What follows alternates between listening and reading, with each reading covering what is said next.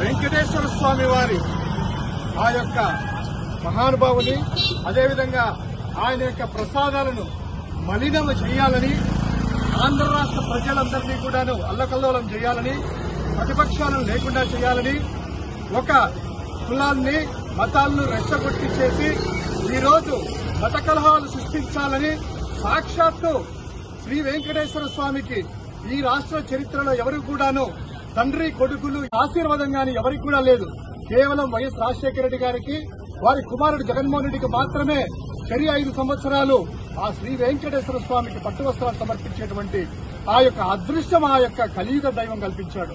అటువంటి వ్యక్తిని ఈ రోజు తిరుమలకు వెళ్లకుండా ఆ వెంకటేశ్వర స్వామి దర్శించకుండా ఈ యొక్క దేవుణ్ణి కూడాను ఒక కులానికే కొంతమందికే పరిమితం చేయాలని ఈ యొక్క ఓట్ల రాజకీయం కోసము ఆ వెంకటేశ్వర స్వామిని అదేవిధంగా లేని కల్తీ జరిగినటువంటి ఆ యొక్క లడ్డూని ప్రసాదాన్ని మహానైవేద్యంగా మనందరం కూడా స్వీకరించే ఆ ప్రసాదాన్ని కూడా మలినం చేయాలని ఈ రోజు కుట్రలతో చేస్తున్నటువంటి ఆ యొక్క చంద్రబాబు నాయుడికి ఈ రాక్షస రాజ్యానికి అదేవిధంగా పూర్తిగా మీ యొక్క భగవంతుడా కలియుగ వెంకటేశ్వర స్వామి మీ యొక్క అనుగ్రహం రాష్ట్ర ప్రజల మీద ఉండాలి.